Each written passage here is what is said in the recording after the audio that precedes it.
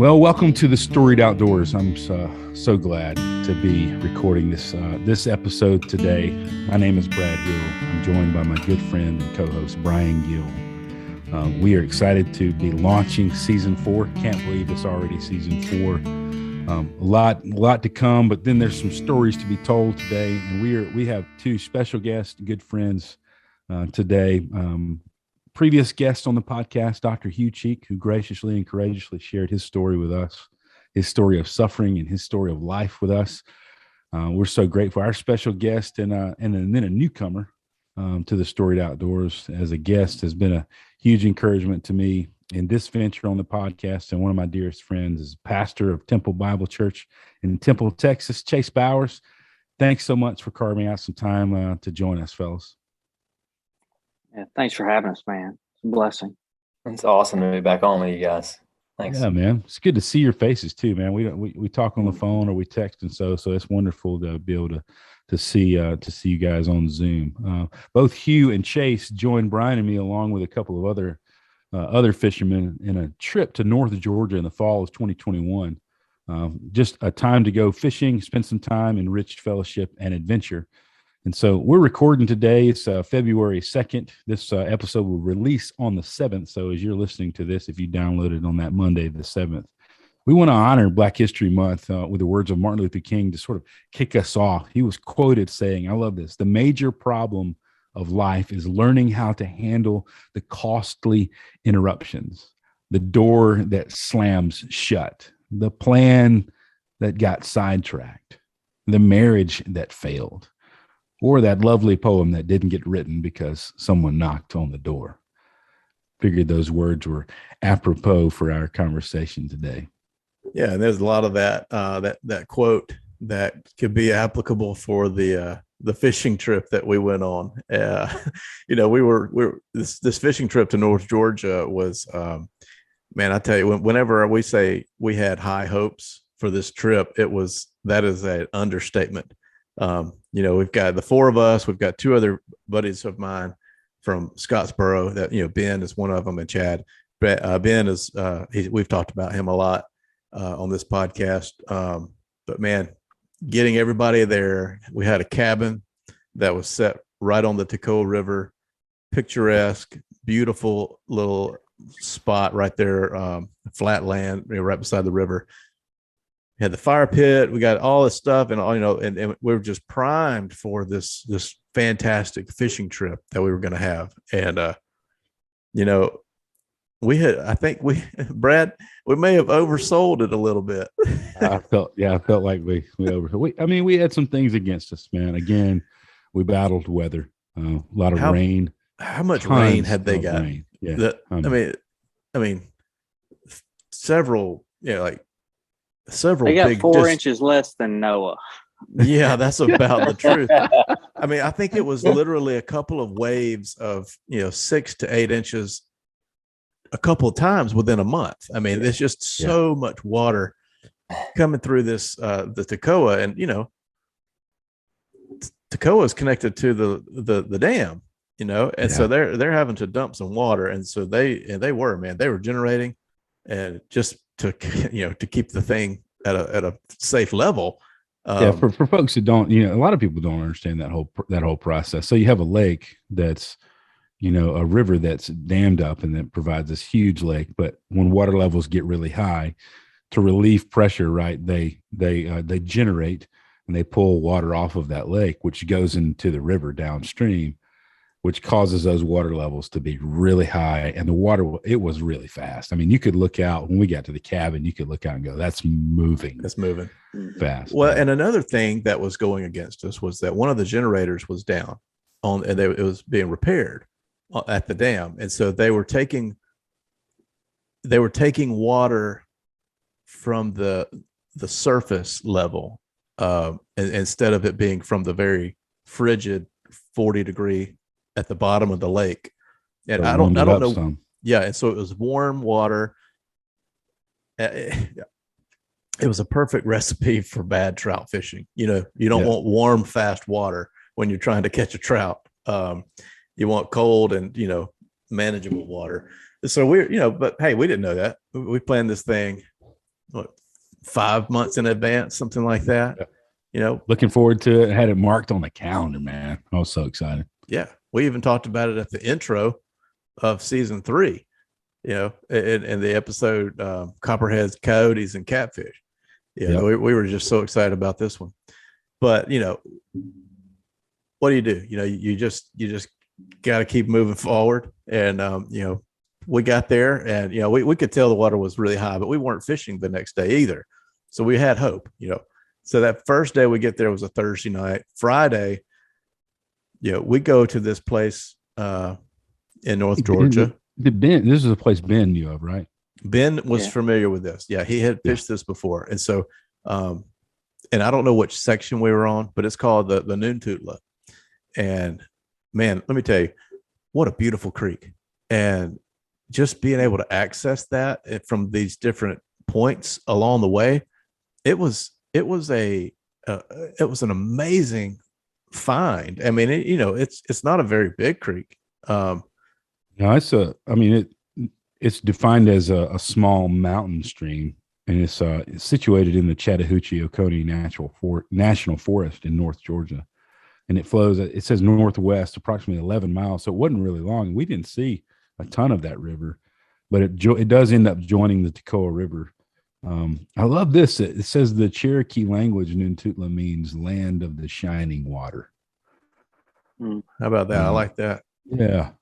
Man, it was that first ravine that you and I hiked down, Brad, and you kind of stepped out in a spot where there was a feeder stream coming in.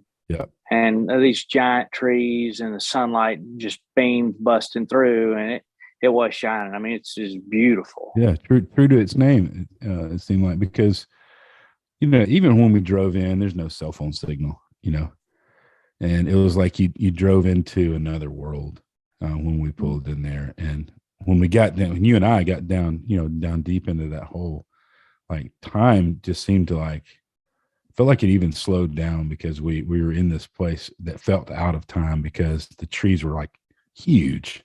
Yeah. And it was sort of darker down in there. So when the sun did shine, it seemed, you know, ultra bright. And that river was flowing pretty quick that day, but it was fairly manageable.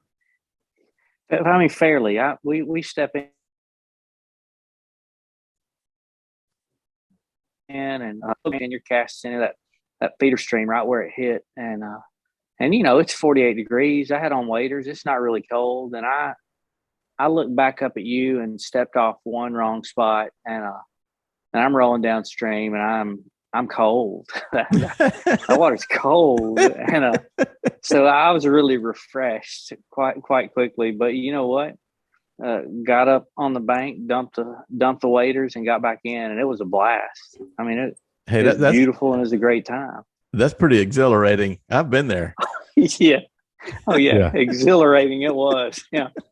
I was in the pool. Yeah. I can't remember if I told you guys this or not too, but I know Bryan and I stepped off and I started walking upstream a little bit too. And I was just hiking up the surface road there. And you know, I hear something rustling through the woods. I look down on the bank, and there's this guy just huffing it up the hill too, but he is soaked from head to toe. And he's coming down, and he's just telling me, I just caught a rainbow right over there. And he was freezing still. He said, but I'm walking back to the truck because I fell in. They catch you barehanded? I mean, was he noodling? I didn't know you could noodle for trout. Maybe that's what. That was my first intro to the river. I was doing wrong the whole time. I wonder if he lost the fly box. Yeah, maybe. I don't know. That was part of one of their stories. You know, there was a lot of frustration when it came to certain things. But then I tell you what, I looked down the hill and I saw, look, there's somebody left a fly box. And I went down there, and it was a really nice, like hard, you know, plastic fly box. And I opened it up, and it's chock full of flies. There's no name on it. And it's down in this, you know, it's down in a hole. I had to hike down there to, you know, kind of get it. So I may not have caught very many fish, but I came out of there with a fly box full of flies. Yeah. So, you know, that stream was, it was moving pretty good. I mean, it was up, you know, and there were the trout in that area, these were pretty small streams. I mean, you're not talking, I don't know what, 15 feet wide, the stream. Yeah. I mean, I'm using a 3-weight, There's a and couple of small, and the higher up we got, the smaller it got too. So yeah. So, we're fishing that, and I got a few looks. There was a few that, hit at my dry fly, but Hugh, you did pretty good that first day. you got a couple. Yeah, I really got on them, guys. I don't know. I think some of it was, I think we went to the fly shop, and the fly shop was kind of like same thing with the high water. Like, where are you guys fishing? You walk in there and they're like, what you guys doing? Fishing. Oh, really? Yeah. We told them going to Tula. They gave us a little bit more of a thumbs up too, but they're like, but you're gonna be fishing, tungsten, Pat's rubber legs and whatever else you can drag across the bottom too. But I don't know. I was in October and it was cold. I really want to throw a dry fly still.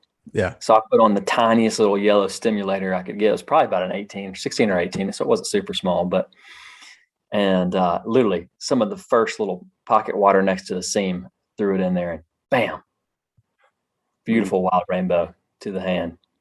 And I was like, oh, this is on. We're about to hit some dry fly action here. This is great. Yeah. Yeah. And it was interesting, those fish,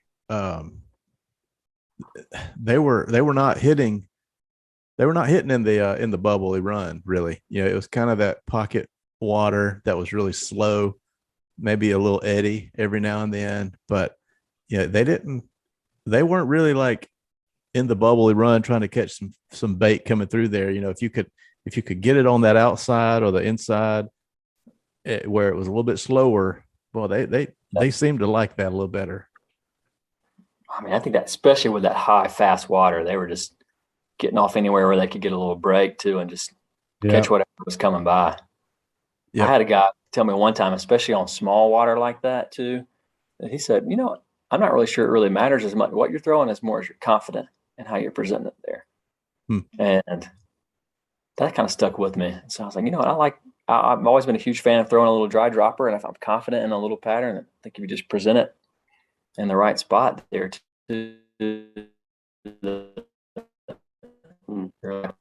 or at least if you get a quality cast there too, that, well, what, I gave it a good shot. It was a beautiful place. I mean, hands down, it was a really gorgeous spot. Yeah. And we didn't spend, we didn't just fish all day, on that first day. I mean, we fished a long time, it seemed, but it wasn't like we just sun up, sundown type thing. Yeah. No. It was a good, I guess, primer for the next day. We were hopeful that the water was going to go down. And then next thing, we start on our way back from Nuntutla to our cabin.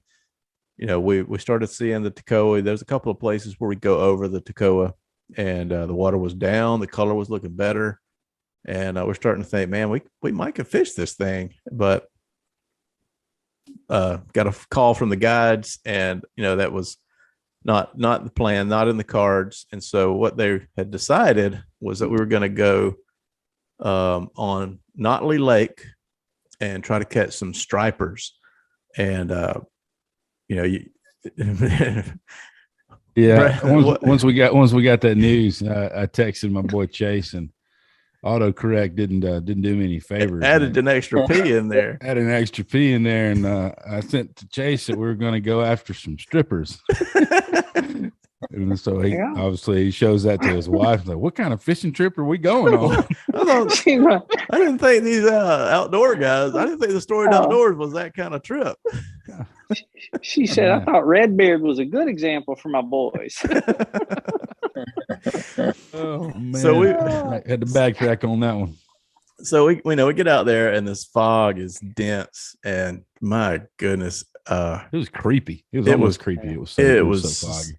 It was so foggy and eerie and thick, and man, you just couldn't see the front of the boat. I mean, we weren't, it was 7 feet to the front of the boat, and you couldn't see it. It's pretty ominous. Yeah. So we're waiting until it gets a little bit of, burn off a little bit of that fog, but you had to fish these little walk-in baits on top to kind of get them going. And the hope was that they'd start schooling and hit the top of the water. But that never happened. And one thing that one thing that they said right before we get on water, they said, he even prefaced it. He said, I ought to not say this, but correct. Yesterday there were acres of bass. Acres. That man said bass. Acres. And there's acres of water, but we didn't see acres of bass. It was that's one thing that you don't ever want to call your shot on a fishing trip. Don't ever say, "Man, we're going to just tear them up," because that'll be the day you don't. Yeah. Ever since then though, man, that's we have owned that. We have enjoyed that little phrase, acres of bass. Yeah. It was always yesterday they were getting after them. Yeah, that's a good salesman there. Yeah. Hey, and you know what, after we talked to them after the trip, man, I don't want to tell you this, but they tore them up the day after we were there. I'm like, oh man, don't tell me that. Yep. I'd like to know who they is. Who's this they? Yeah. Wow. So we're fishing this lake, and golly, it was not what we wanted to do. It wasn't. We wanted to be on the running water, on the river, trying to catch some trout. Not fishing on a lake, wide open water, sun beaming down, not a cloud in the sky once the fog lifted. But you got on some spots, didn't you? Yeah. I mean, even then though, I remember the first one we caught after I was sitting there in the fog waiting for Jesus to walk on water come across. I literally remember looked over at Brian and was like, I think Jesus is about to walk out the fog here, bro. This is the coolest thing I've ever seen out here. That'd have made the trip. Yeah. No, I wasn't though in the fog. But no, the first fish I caught, we were throwing sinking lines out there too. I literally had I can't remember. I think I was even untwisting a little knot in the fly line too, or I was kicking it around with my feet across something. And the line had been just sinking there for literally 20 seconds. Mm-hmm. And all of a sudden I just start stripping it back in and there's fish on it. So, literally the one time I don't throw a cast on the whole trip. I'm not actually trying to catch a fish. Was I think the only time I actually caught a fish. Yeah, pretty much. I had one. No, and then I had one that I was and he did tie some beautiful little bait fish patterns, I will say too. Oh man. I don't pretend to know enough about lake and freshwater bait fish too, whether it was a little herring pattern or not too, or whether it was just a shad pattern. But there was one fish though that I got about 2 strips from the boat and was literally about to pick it up. And then all of a sudden my rod's bent over and I see a big flash and a swirl and a tail. Yeah. This thing is on there for literally about 2 seconds. And he looks up and he's like, the guide actually thinks that a fish had come up and hit a bait fish right next to the boat too. And he was like, did you guys see that? And he looks up and sees my rod doubled over. And then he was gone. One of those times where you just get a hook up for a second too. And it was gone. Man, have to keep you hoping. I think I got one the traditional way. Actually. Yeah, I had a hit and that was yeah. I got one hit. That was it. And I had him on for half of a second and he got off. But I got a lot of really great casting practice. Hey, let me tell you what. Yeah, that thing is beautiful. We had 3 boats in there, 2 on each boat, and we were all in that little pocket. And I think that you were the only one casting because everybody else was sitting there watching you cast. Because it was beautiful. It was a beautiful cast. Yeah. At least I look good and not catching fish. Hey, there's a quote in a river runs through it where the guy says, he says, I caught my fish and I sat on the bank and watched a fisherman. Well, that was true for me, except for catching the fish part. I sat there and watched a fisherman because that was the most gorgeous rhythmic cast. And, everybody was watching. That was a beautiful part of the trip there. But yeah. Yeah, and the thing about, golly, man, I keep thinking about that trip and thinking about this fish just striking everywhere away from us. They were striking everywhere but where we were. And every time we'd go over there, it was like, oh man, now hope was renewed. You see this little glimmer, you see something hit the water. It's like, oh man, now is the time.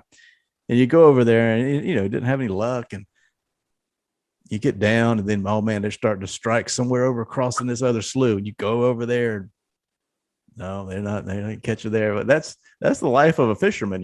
It's like, there's always hope. This hope is for what you can't see, Yeah.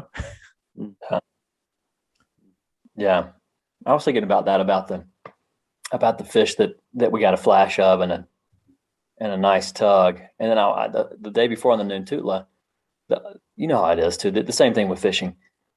You catch fish, but the fish you remember is the one that got away, or the fish you remember is the one that kind of appeared and you didn't quite get. But I had another fish that came. It was in another run in a deeper spot on the Noon-Tootla, and just came up, and I saw just a big shadow, And in my mind, I'm already envisioning this big wild brown sucking that down. And he comes up, noses it, just goes back down. I throw it in a second time, and the fish rises again to it, and then right back down. I never saw him, but there's something about just like you're saying, the allure of what could be, what will be, even potentially, Yep. It keeps us coming back. Mm-hmm.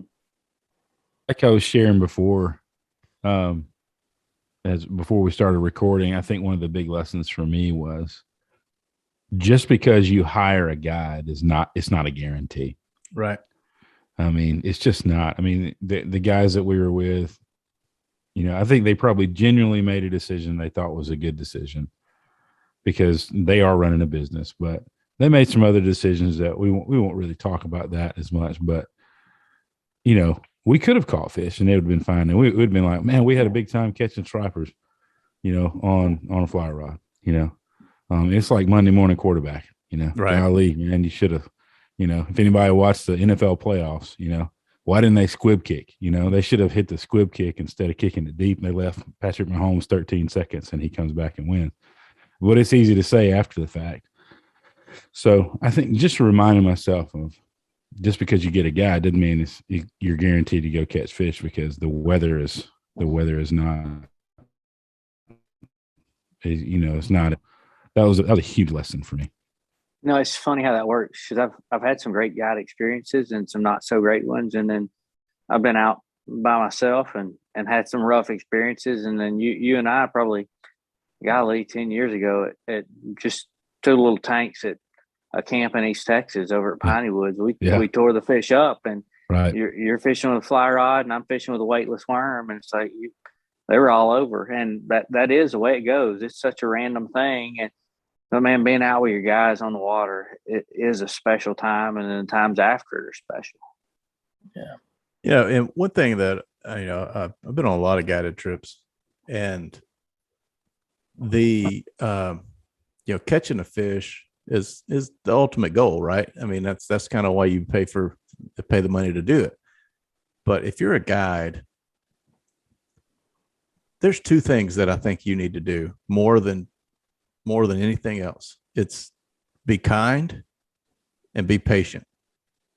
And, because those two things can make or break a trip, that if you're not catching fish, you're not, I mean, and then, but you got a guide that's like, man, this is a tough day, we're being, but you're doing good, we're doing the right thing. That goes a long way if you're kind and patient with your clients, but then, it could go the other way if you're not.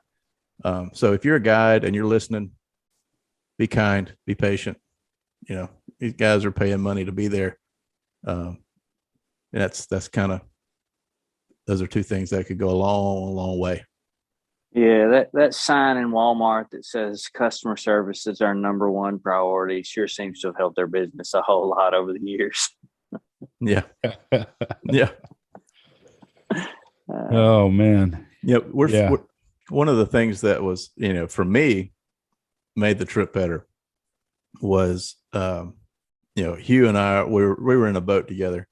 And so we were able to, we were have conversations and all that. But I looked out across the lake in the top of this dead tree, and there were two adult bald eagles sitting at the very top. And I had my camera with me. And so, man, I kind of put the fishing rod up, and I started taking pictures. And man, being able to see those two bald eagles, and just kind of experience that, and on a beautiful, natural looking lake. That was just a neat experience. Hugh, you said something at the beginning of our trip.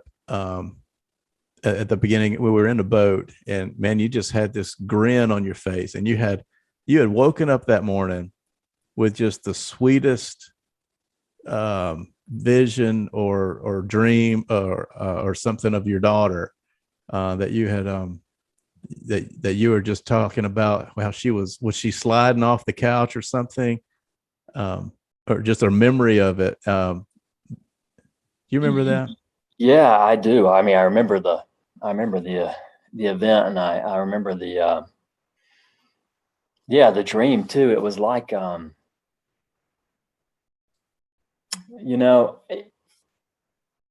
you guys are two of you guys for sure, at least all of you guys are in some ways in ministry.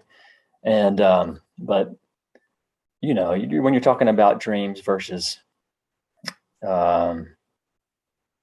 spiritual happenings versus, visions, Mm-hmm. People can get a little weary these days too, but I've had a couple experiences since my girl's passed too, where I do feel like the Lord has comforted me, and He does promise to bless those who are mourn, for they shall be comforted. To bless those who mourn, for they shall be comforted. But I remember waking up that morning, and there was this day. I can't even remember where my wife was too, but she was off doing something. It was me and my girl, and we were sitting there, and she had learned that if she got on the recliner, that she could weasel her way down and slide her legs off the bottom. And you know how when you're a kid and your dad's got you up on the swing and he's pulled you all the way back right before he lets you go, and you're just kind of giggling with laughter and anticipation at the same time, slash a little fear, like, hey, this is kind of a little risky. And but she was giggling so much, and she till she slid down, and she would just bust out laughing. But I had this vision. I woke up that morning of like I was right there with her again, and that I saw and felt her and heard her laughing, and I just was reminded that the Lord is near, the Lord is nigh, that eternity is forever and now, and doesn't stop and start. It's existing along with us and alongside us, and that somehow I'm still with her. And you shared that with me. What else did I say? Well, you didn't tell me where the fish were. That was for sure. But when you were telling me that, it really struck me as, I take so many things for granted, and I'm waiting on that perfect moment. I'm waiting on that big striper. I'm waiting on the acres of bass. I'm waiting on the perfect cast, those types of things. But then I take for granted the fact that we're on the lake with friends, and, this is, some people might dismiss this as, oh, well, that sounds like a fisherman who can't fish. But, it was a beautiful day, and it was a beautiful, being able to see the eagles, take some great pictures with my camera, and, hang out with Hugh, and, the fellowship, it was just as much a part of the trip as the fishing was, in my opinion. Well, I think here's what it is when you go into the outdoors. You're dealing with a wild and untamed and unpredictable in some ways, in terms of action, predictable in terms of his character and heart, but God. And so I think we often go with, well, here's what's going to happen. There's acres and acres of fish here yesterday, so therefore we're going to go out and we're going to slam them. Mm-hmm. But I think it's something to be said for let's go out and see what the Lord has to give us today, whether that's a couple beautiful bald eagles or literally just time sitting back, easing into the chair in the boat and looking over, knowing you're with your brother and that that you're on the same mission to begin with, regardless, apart from fishing, and that we get to be together and see what God has for us, be open to what God has for us, maybe even apart from what I was thinking or expecting it might be, including catching fish. That's a good word, man. And I feel like as I've gotten older, I've, even on days where I'm catching fish, stopping and looking around and taking in the moment, breathing in the smells and the trying to just be present and, fishing, catching or not, just enjoying creation, enjoying being outside, really trying to be intentional about remembering what the temperature was, remembering how the breeze felt, what sounds am I hearing, what am I seeing, what colors am I seeing, why is it different this time of year than it is in another time of year. And I feel like that to me is I don't know, that's all part of it. Yeah, we go through a lot of life that way. And I don't think we'd ever verbalize it this way, but almost like we are in control, or we can checkmate God. Like we're gonna slam this day, and we can't. But when we do that, we kind of live transactionally, and we miss a lot of the joy that's available, a lot of the moments that are available. Just because conversation with Brad that day, and then watching that cast, that you alluded to, that was a lot of fun. But also, I mean, getting to know you and Dr. Cheek, Ben, that is just so many encouraging words, even just around the campfire, eating good food and learning from one another just as we visited. I mean, there's a lot of joy to be had there. Mm-hmm. Yeah, I mean, man, we cooked dinner that we got back and we had all brought steaks and really, really nice food from the grocery store. It wasn't just your average run of the mill steak. We went big and got some real steaks, and man, Hugh brought some awesome. You brought this like sausage, some summer sausage. Yeah, man, we had this. Your wife had made something too, right? Golly, it's like a banana. Looking at some pictures of the trip before, some apple bread that she made, and I sent a picture to her with just a knife sitting beside some crumbs. That's all that was left. We devoured that thing. I mean, we feasted together. We cooked on an open fire, and we sat by as that, the tones of the Toccoa River rolling by was just the sort of the backdrop and the soundtrack to our conversations around that fire. And man, those are some of the richest and sweetest moments of the whole trip, and those are really much better than the fish. Obviously, the fish would have been fun, but we certainly had a lot of laughter, around the failure of the trip. We sure laughed a lot, and because the company was like, was incredible. I'm glad that I was with a group and not caught fish, rather than being by myself and end up striking out. Absolutely. I think I seen, as we talk about this still more too, I was thinking about the Proverbs 38. It talks about 30 verse 8. It talks about give me neither poverty nor riches. Feed me with the food that is needful for me, lest I be full and deny you. Say, who is the Lord, or lest be poor and steal and profane the name of the Lord. But feed me with food that is needful for me, And I think you go into that thinking, the more fish I catch, the more enjoyment I'm going to have, right? But really, the real food we need is our brothers that are feeding from the same bread, our brothers that are drinking from the same well, sitting around there talking, laughing with you guys. I left with a whole iPhone list of books that I needed to read too, as we're kind of just rehearsing our heroes of faith and authors, and sitting around and some sweet smells, some sweet drinks. It was good. Yeah, That's man, it was a really good time. that's funny. I picked up a book today that was one of the ones I bought after that trip and started reading it. A book about a stranger in the woods, about the last living hermit. And I was with my son at an orthodontist appointment. I couldn't put it down, and it was just one of many that has been a blessing from that trip. What a treasure those times were. And then we got to go back. We went back up to, we're like, well, let's go back up to the Noon Yeah. and try again. So we got to go back up into the fairy infested woods is what it felt like. I mean, just like, my goodness, man, what a beautiful, beautiful place. And My floor and leaking. yeah. Yeah.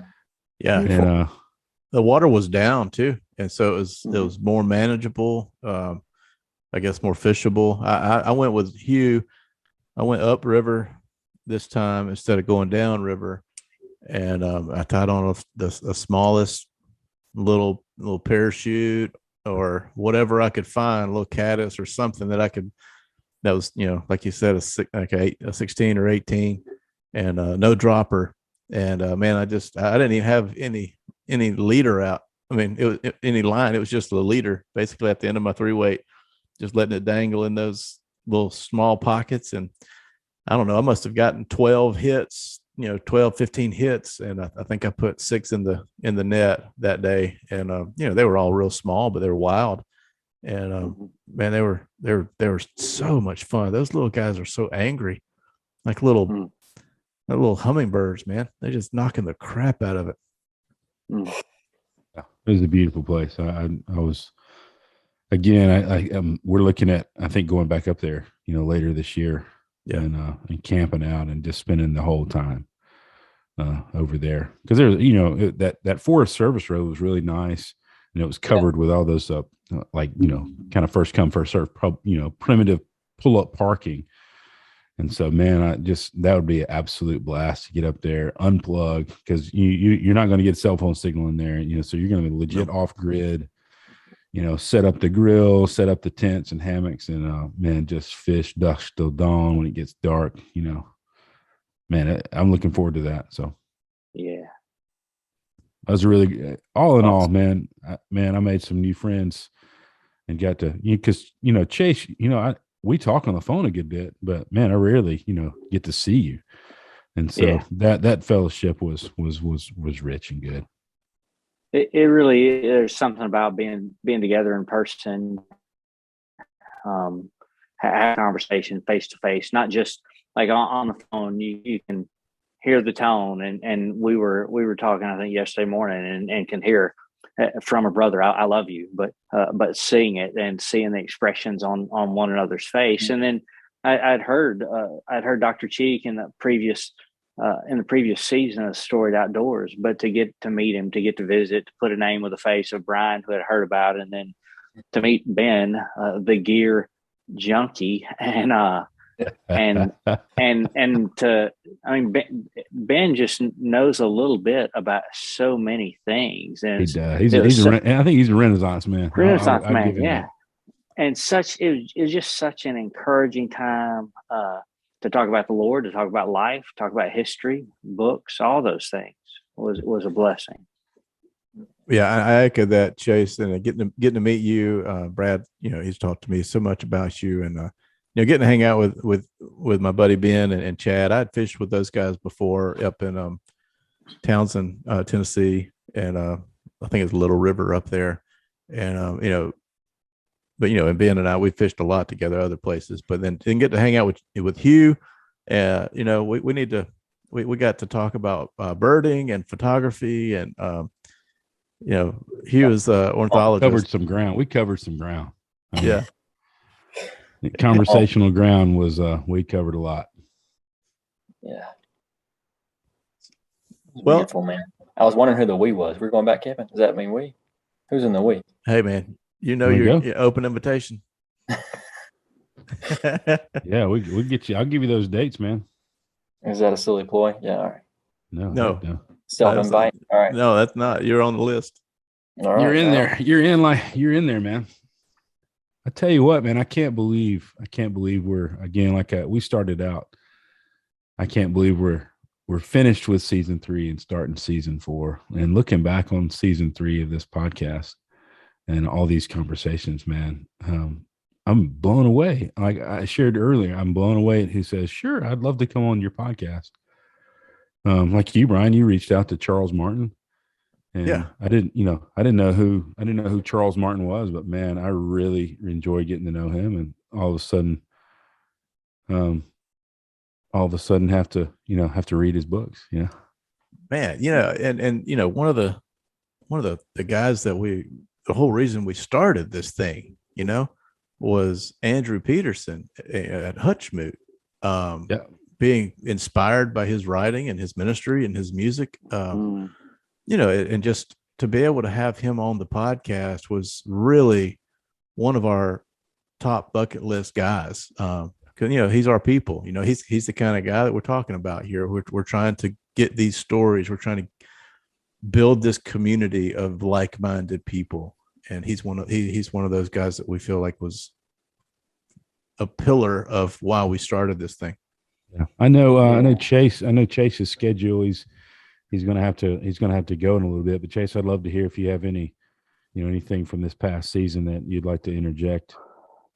Man, I think the Andrew Peterson episode was really amazing for me. I think hearing a guy who is so talented as a prolific songwriter, author, but a lover of nature, like what that guy knows about trees, just the volume of knowledge he has is really amazing, and how he really understands that all of life is to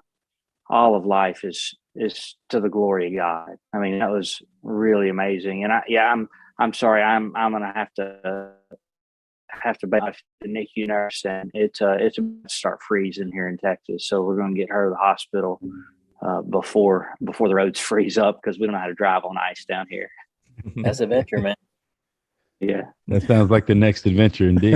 That's your next adventure's in 10 minutes.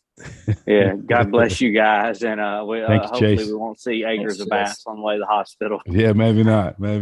Chase, nice. Good to see you again, buddy. God bless y'all as well.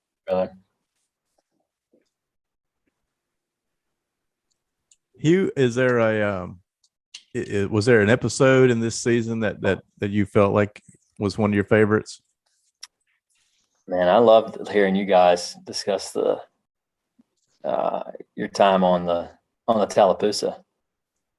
Oh, that man. was great, man. It really made me want to take a trip with East Alabama fly fishing, and something I've still been meaning to get to do. And just to hear you guys, that sounded like the opposite of the catching situation.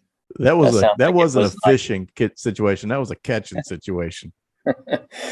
I mean, goodness, that was so much fun. Yeah.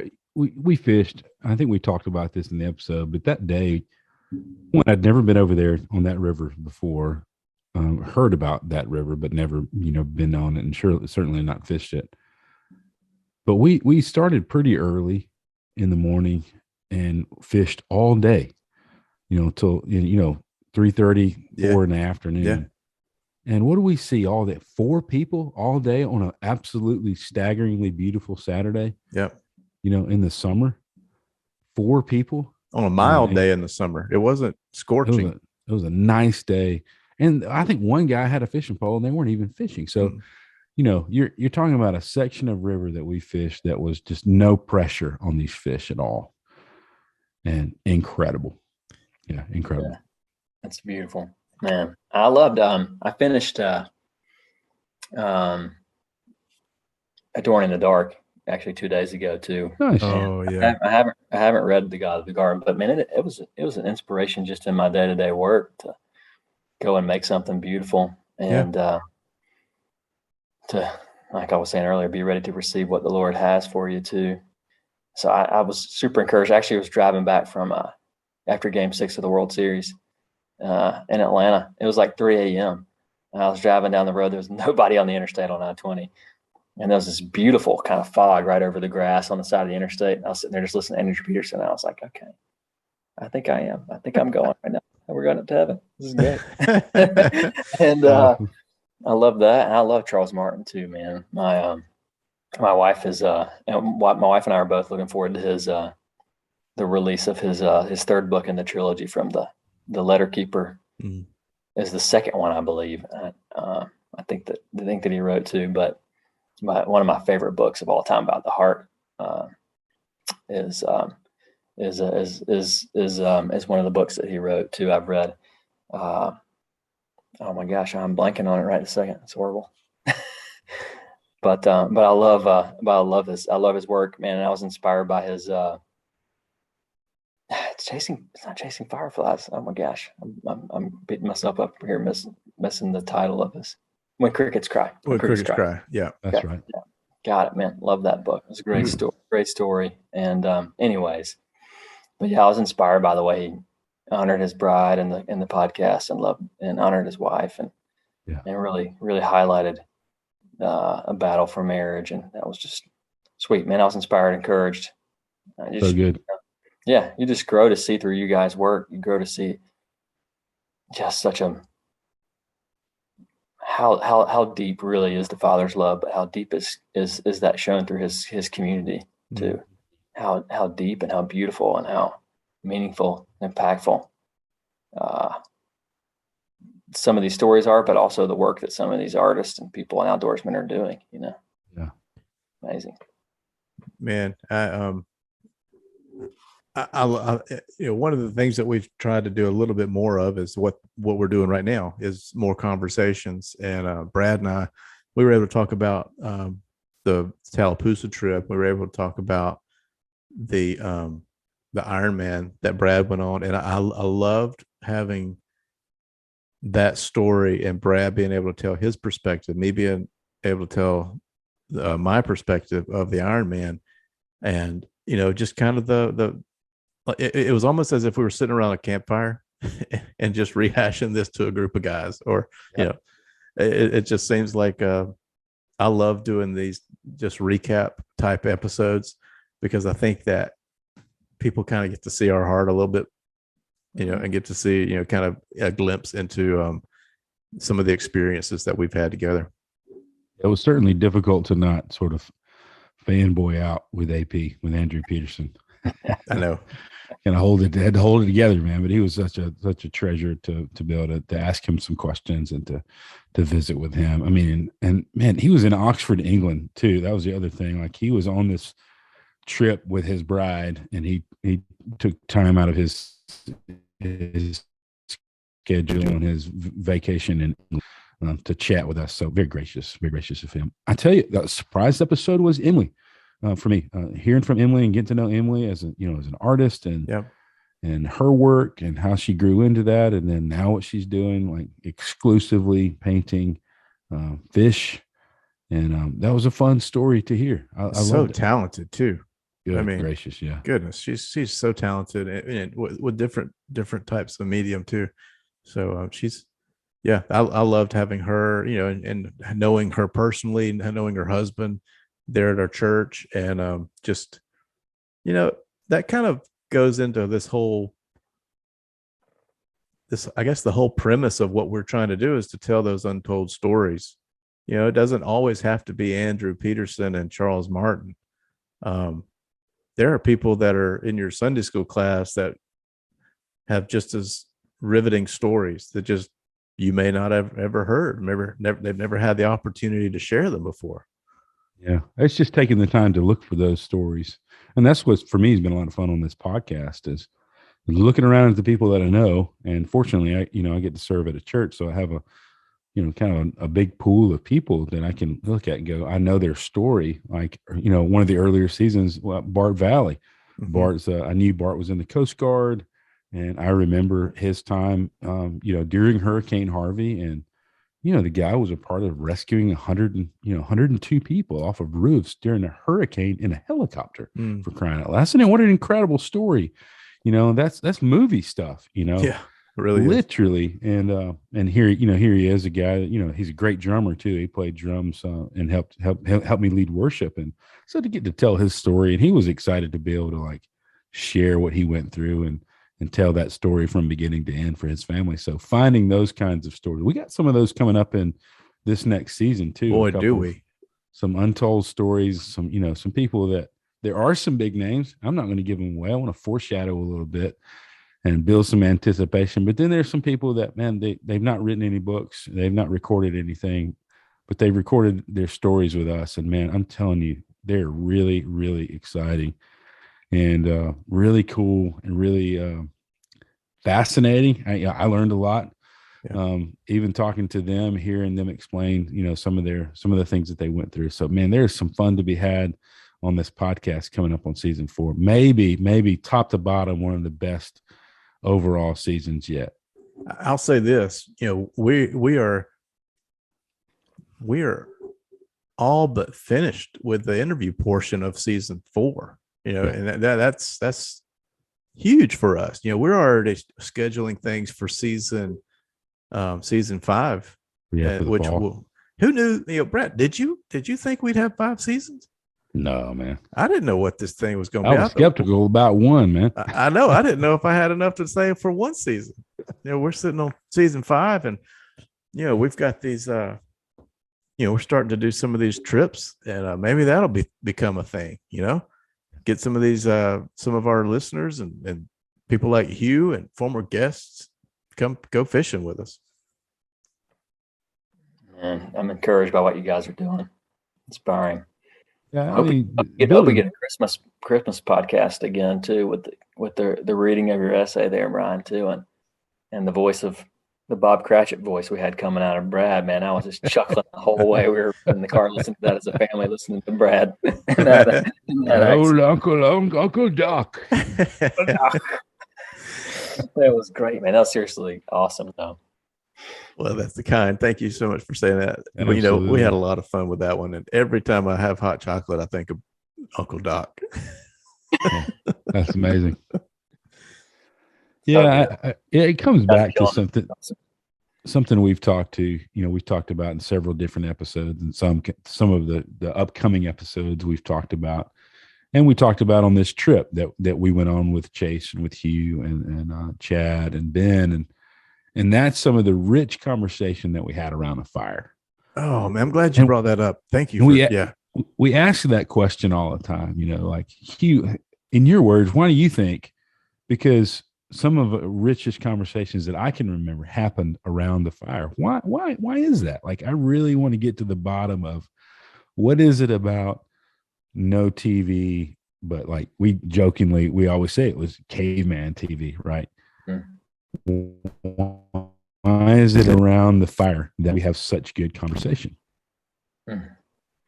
Man, I think you really get to, like you said, free yourself of distraction, get there in front of nature's TV. And I don't know. It sounds even cheesy too, but there's this reflection or sparkle in people's eyes too. Just you see just the fire crackle up, but you can also see the flames kind of coming back in people's eyes and shining. There's like this, I don't know, kind of like you were describing it, even in the fairy tale land of Tolkien. I don't know. It's just this magical time where you get around the fire. It is.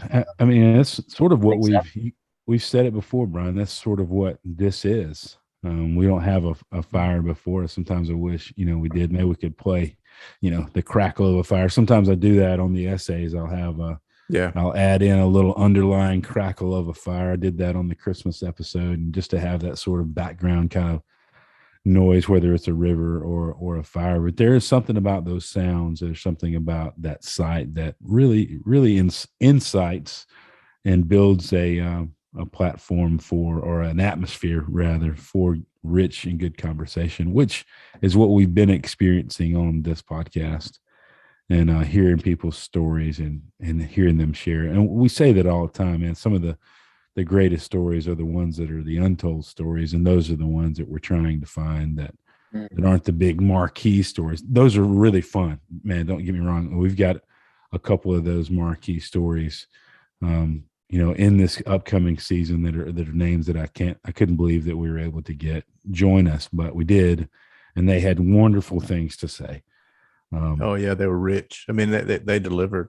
They delivered more than I could have imagined. And then some of the folks that that you don't know had wonderful, rich, and deep reflections to share with us, and were gracious enough to share and open up with us and share those things. People from all over, people from Washington State, people down in South Florida, people from literally all over. And so it's been so much fun to put this season together. So I really can't wait to share it with folks. One thing that I've been so appreciative of is some of the guests who come on. A lot of times they will have listened to some episodes and they will bring things to the table that are reflections of their own and reflections of their events or these stories that they're telling. And we have to do very little fishing for these reflection points. It's they come prepared, and they know that, hey, this is an opportunity to talk about what I've been thinking about for a long time. And so I really appreciate the level of commitment that these guests have brought to this podcast, because we're just a couple of guys who are doing this. This is not our job. We're not getting paid for this. This is not It's a something great hobby. This is a hobby. We love stories. We love art. We love outdoors. And this is a way for us to combine those three things. Now, we'll say, if you'd like to pay us to be on the podcast, we would love to take your money. I'm just kidding. This episode brought to you by. Well, man.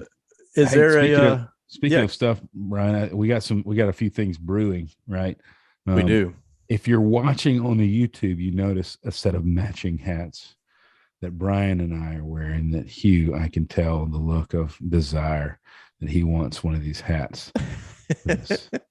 Yeah, man, it's just a great trucker hat, and it's got a leather logo with the Storied Outdoors embossed onto the logo.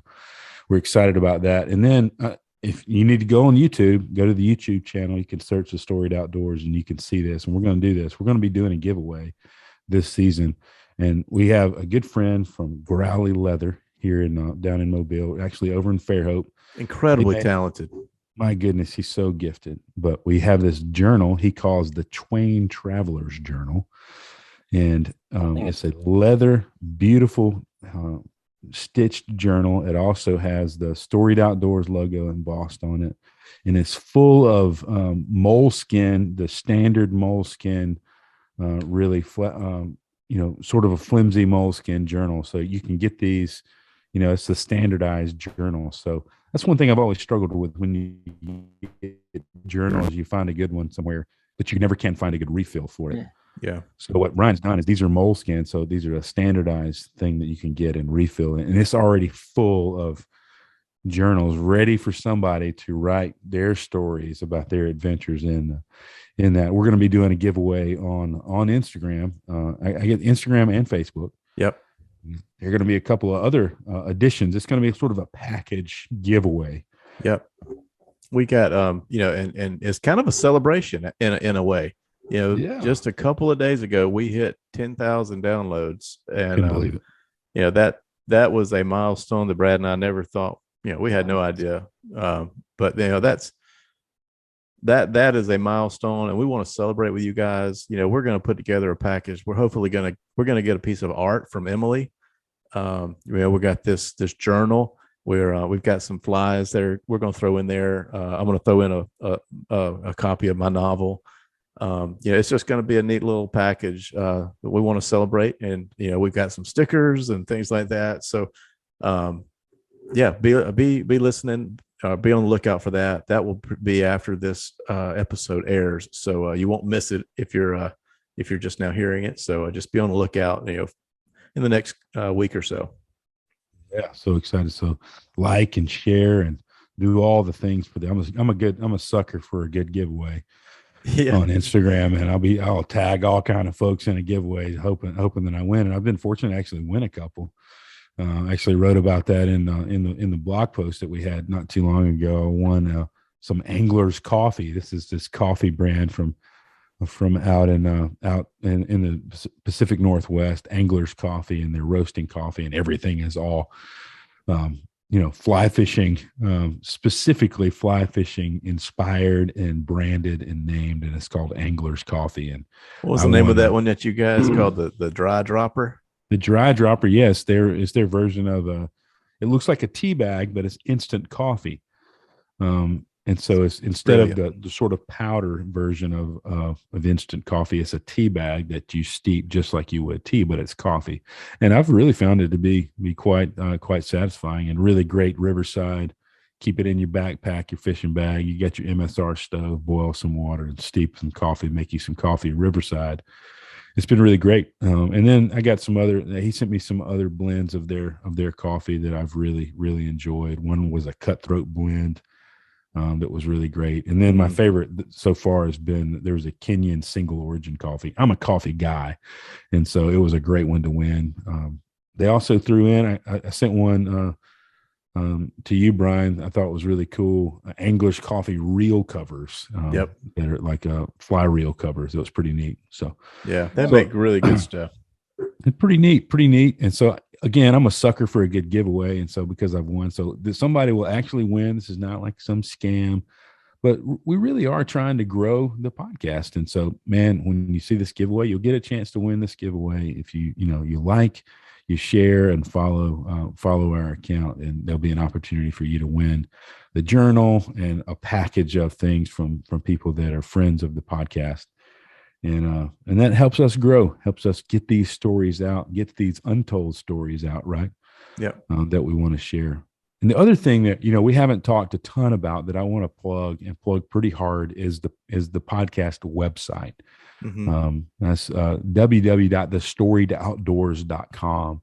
Each interview and each essay has its own page where there are some summary, there are quotes, there are photos. Specifically, one of the guests that's coming up season is a really gifted photographer. And so he shared a bunch of his really incredible photographs with us. And so I got a gallery of his pictures. Yep. And the video will be on there, and the audio is available on there. So that's kind of one-stop shop for the Storied Outdoors podcast. You can listen to it on your podcasting platform, but for more content like blog posts, book recommendations, and book reviews, and more content to go along with the episodes that you've listened to, you can go to thestoriedoutdoors.com. And so, man, I'm telling you, it's really, really a cool place to go poke around. Yeah. And the YouTube page too. Absolutely. Yeah. All these video, the Zoom videos and audio are uploaded on YouTube. And so you can, we'll have it set up in a little playlist so you can go by season as well. So. That's one thing. That's another thing that we're going to try to do differently this season, in season 4 and moving forward, is add some more content that's on the YouTube page. A couple of weeks ago, I was able to go on a little birding kayaking trip just on Lake Gunnersville, and saw some incredible day, man. That was awesome. It was a dream day on the lake, and just watching eagles dive down and catch these fish. I guess they were some kind of a herring or shad or something like that. Acres. Yeah. Acres of heron. Acres of heron. Those eagles were seeing it better than I could. But having content like that, we're gonna try to continue to add some more like that from our fishing trips, from any kind of hike, things like that. We're gonna just try to fill it up with some fun stuff. So that's a goal for Brad and me this year. We like to close our episodes with "What's your next adventure?" Hugh, what you got on the docket, man? Man, I actually recorded the podcast mine last time, right about the same time last year, and I actually was talking about catching some shoal bass. Yeah, shoal bass and hybrids and stripers over in it was a hybrid. It was a hybrid over there in the Chattahoochee. And we did, but I've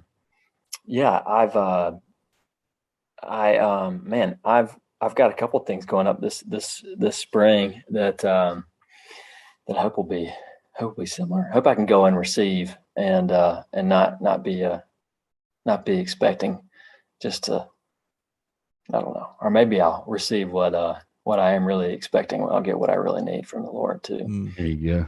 Well, I tell you what, man, you can't go wrong hanging out with the East Alabama fly fishing guys. We really enjoyed our time with them. Sarah and I actually have booked a trip for May. Oh, nice. Yeah, Nice. Craig. I'm gonna get Craig to show her how to catch some fish on a fly, and then take her maybe into the mountains. I don't want to try to teach her in the mountains before before casting the fly first. So I figured that would be a pretty neat opportunity. That's awesome. I've never did. I was jealous, Brad, of your redfish that you caught on the fly this year too. And I still have yet to catch a redfish or throw a fly rod really in the salt, but I'm going in 3 weeks down to St. Simon's to visit my sister and brother-in-law. Awesome. We may try to sneak out. So it was incredible experience, and I hope to get to do some more of that. I've got a friend down here who's actually going on the trip in November with us up to the Nuntutla, Blake. His name's Blake Walters. Really good fisherman, and but yeah, he's got a flat skiff, and we've spent some time out in the Gulf and in the marsh down in Alabama Mississippi line, and yeah, I got to catch my first big redfish on a fly rod. It was the first time I discovered how the drag actually works on my fly reel. I have not needed the drag on pulling in those little trout, but I certainly needed the drag when that redfish realized that he was hooked. Man, what a fun time. Yeah, that's cool. Awesome.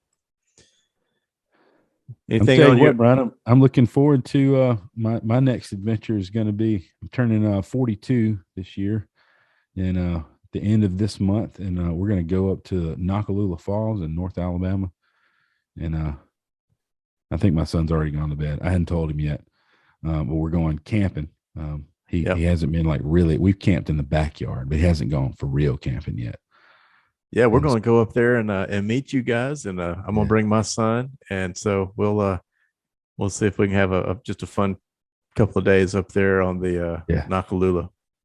Yeah, I got him some little kid waders, he's 8, so I got him some little guy waders, and hope to get out there and try to catch one of those trout, or at least wade in the river and hike around and go under the waterfalls and camp out at night and sleep out in creation over there in Gadsden, Alabama. So in the beautiful Nakalula Falls. That's my next adventure. Yeah, that's going to be so much fun. I'm looking forward to that. Maybe we can actually put one in the net this time. That'd be great. The elusive Alabama trout. I've hear everybody talking about the Alabama trout. Wild, not native. Yeah, wild, not native. That's it.